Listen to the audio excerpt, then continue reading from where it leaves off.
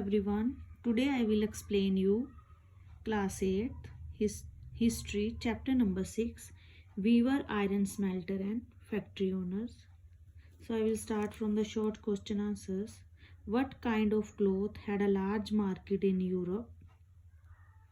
Europe में किन तरह के क्लोथ्स की ज़्यादा डिमांड थी?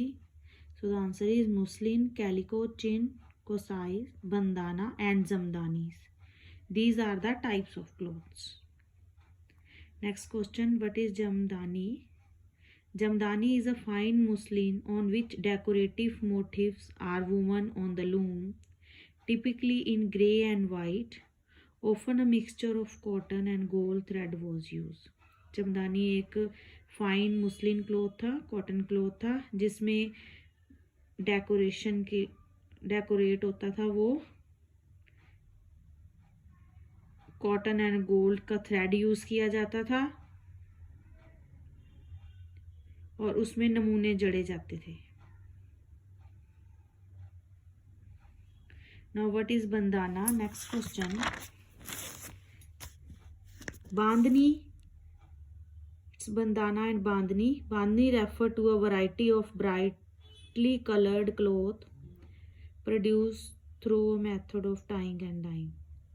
बांधनी एक कपड़े की ब्राइट कलर कपड़े की वैरायटी है जिसमें पहले कपड़े को टाई किया जाता है, फिर उसको डाई कर दिया जाता है बांध के. That's why it's called bandana. Who are the Agharias? Agharia लोग कौन होते थे? Agharia specialised in the craft of iron smelting. ये लोग आयरन पिघलाने वाले लोग होते थे. Now move towards the long question answers. First question is, how do the name of different textile tells us about their histories? जो different textiles के name हैं वो हमें उनकी हिस्ट्री के बारे में बताते हैं. वो कैसे? बिकॉज ये जो वर्ड्स हैं इनके साथ कुछ ना कुछ हिस्ट्री जुड़ी हुई है. So first is muslin. European trader first encountered fine cotton cloth from India carried by Arab merchant in Mosul in present day Iraq. So they began referring to all finely woven textile as Muslim. जो European व्यापारी होते थे वो fine cotton cloth India से लेके जाते थे carried by Arab merchant Mosul में, जो कि अभी प्रेजेंट डे इराक में है. जो अरब मर्चेंट थे वो अपने साथ इंडिया से मुस्लिन क्लॉथ लेके जाते थे जो कि अभी इराक में है. सो यूरोपियन ट्रेडर्स ने इसे रेफर करना शुरू कर दिया मुस्लिन बोल के इस टेक्सटाइल को. Number next is calico.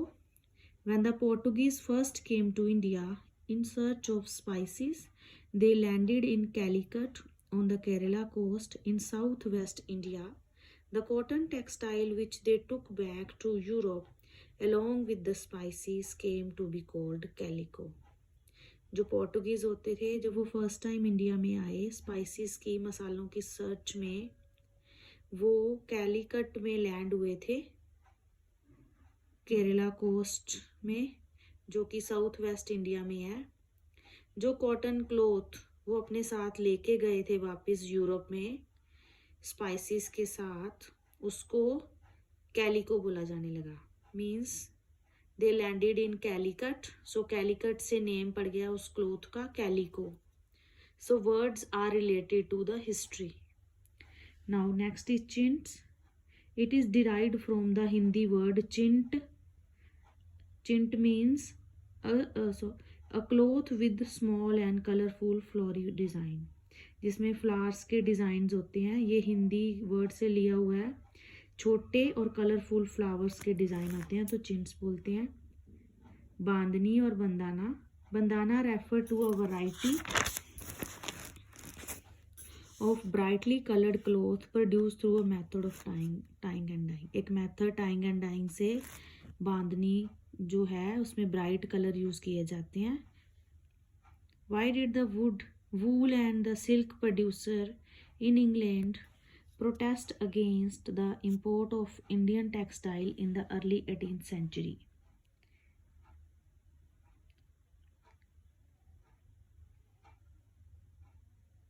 मतलब अर्ली 18th सेंचुरी में इंग्लैंड में क्यों प्रोटेस्ट कर दिया था, जो वहाँ के ओनर्स थे, फैक्ट्री ओनर्स थे, इंडिया के कपड़ों को वहाँ पे आने से क्यों वो बैन करने लगे थे, प्रोटेस्ट करने लगे थे, इसके क्या क्या कारण थे.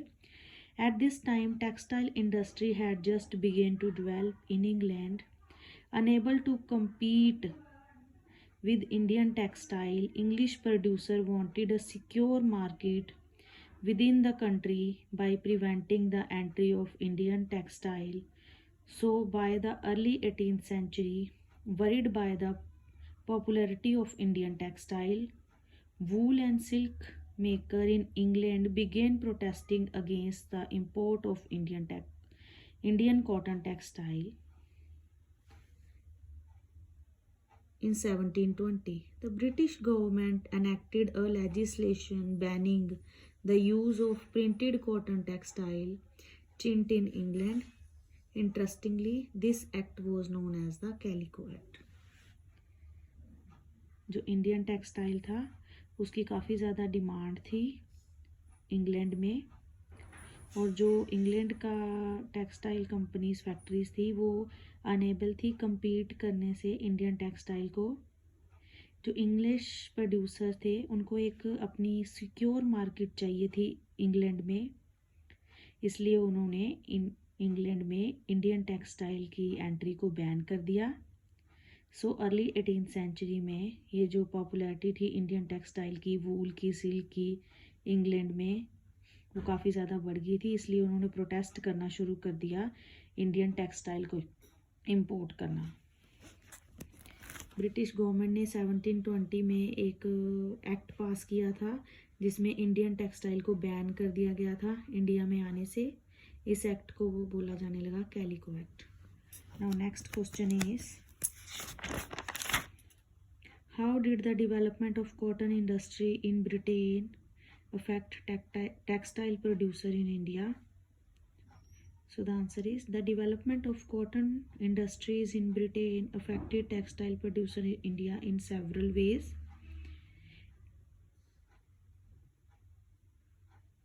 जो डेवलपमेंट था कॉटन इंडस्ट्री का ब्रिटेन में, उन्होंने इंडियन की टेक्सटाइल इंडस्ट्री को काफ़ी वे से इफ़ेक्ट किया. अभी now Indian textile now had to compete with British textile in the Europe and American market. Number second point, exporting textile to England also became increasingly difficult since very high duties were imposed on Indian textile imported into Britain. मतलब अभी Indian textile को compete करना पड़ता था British textile से, European textile से, American textile से.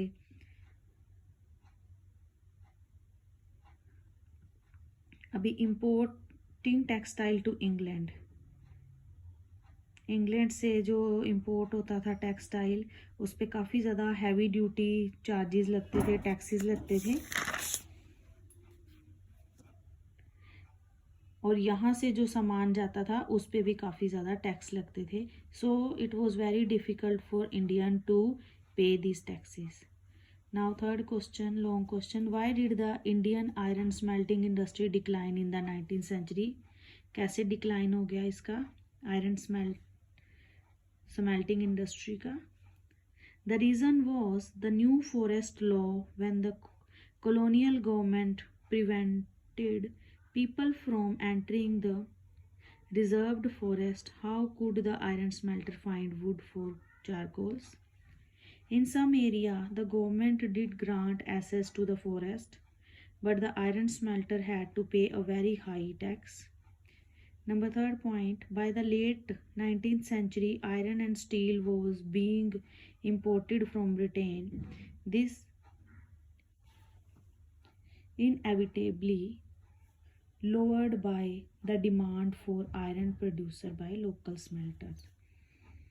New forest law बना दिया गया था कॉलोनियल गवर्नमेंट ने. यहाँ पे फॉरेस्ट में जाने एंट्री में बैन कर दिया गया था। तो फिर कैसे वो वुड जो फर्नेसेस, जो भट्टियों में वुड यूज़ होती है, वो कैसे यूज़ होती, वो कैसे यूज़ कर पाते जो आयरन स्मेल्टर थे। कुछ एरिया में जो गवर्नमेंट थी वो ग्रांट नहीं दे रही थी फॉरेस्ट को, और फॉरेस्ट में एंट्री के लिए आयरन स्मेल्टर्स को काफ़ी ज़्यादा हाई ड्यूटी पे करनी पड़ती थी। By the late 18th century क्या हुआ था, जो स्टील थी वो ब्रिटेन से इंपोर्ट की जाने लगी। इससे इंडिया में जो आयरन था उसकी डिमांड कम हो गई। What problem did the Indian textile industry face in the early years of its development? Answer is, it found it difficult to compete with the cheap textile imported from Britain. In most countries, governments supported industrialization by imposing heavy duties on imports. This eliminated competition and protected infant industry.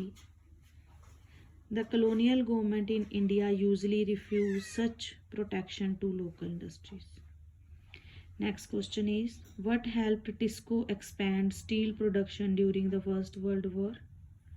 So the answer is, in 1914, the First World War broke out. Steel producer in Britain now had to meet the demand of war in Europe. So imports of British steel into India declined dramatically, and the Indian Railway turned to TISCO for supply of rail as the war dragged on for several years. TISCO had to produce shells and carry wheels for the war. By the 1990s, the colonial government was buying 90% of the steel manufactured by TISCO. Over time, TISCO became the biggest steel industries within the British Empire. Now TISCO means Tata and Iron Steel Industries Company. TISCO के expand होने से first world war में जो iron की production थी वो कैसे ज़्यादा हो गई। इन 1940 जब फर्स्ट वर्ल्ड वॉर 14 में स्टार्ट हुई थी, तो जो ब्रिटेन से नाउ हैड टू मीट अभी जो ब्रिटेन था वहाँ पे Britain now had to meet the demand for war in Europe. Britain को मतलब यूरोप में काफ़ी ज़्यादा इक्विपमेंट भेजने पड़ते थे। सो जो इंपोर्ट होता था ब्रिटिश स्टील इंडिया में, अभी वो ख़त्म होने लगा, ड्रामेटिकली ख़त्म होने लगा। उस टाइम पे इंडिया में रेलवे ट्रैक्स भी बिछ रहे थे। तो ये जो सारी सप्लाई थी अभी कौन देने लगा, अभी टिस्को देने लगा, और टिस्को इंडस्ट्री में काफ़ी ज़्यादा प्रोडक्शन होने लगी। 1990 में द कॉलोनियल गवर्नमेंट जो थी, जो ब्रिटिश गवर्नमेंट थी, 90% जो अपना स्टील था वो टिस्को से मंगवाने लगी।